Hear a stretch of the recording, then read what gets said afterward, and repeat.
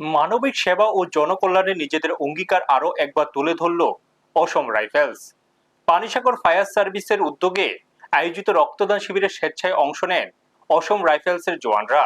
তারা রক্তদান করে জরুরি সময়ে মানুষের জীবন রক্ষায় গুরুত্বপূর্ণ অবদান রাখেন। অসম রাইফেলসের জওয়ানদের এই উদ্যোগকে মানবিকতার এক উজ্জ্বল দৃষ্টান্ত হিসেবে দেখা হচ্ছে। রক্তের প্রয়োজনীয়তা মেটাতে এই ধরনের উদ্যোগ অত্যন্ত গুরুত্বপূর্ণ। বিশেষ করে জরুরি পরিস্থিতিতে স্থানীয়ভাবে রক্তের যোগান নিশ্চিত হলে সাধারণ মানুষকে রক্তের জন্য দূরের শহরে ছুটতে হয় না। এই রক্তদান কর্মসূচির মাধ্যমে একদিকে যেমন মানুষের পাশে দাঁড়ানোর বার্তা দেওয়া হয়েছে, অন্যদিকে ফায়ার অ্যান্ড ইমার্জেন্সি সার্ভিস ও অসম রাইফেলসের মধ্যে পারস্পরিক সহযোগিতা ও সমন্বয় আরো দৃঢ় হয়েছে।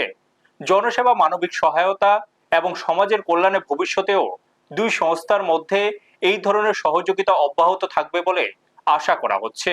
ব্যুরো রিপোর্ট, নিউজ তৎকাল 24।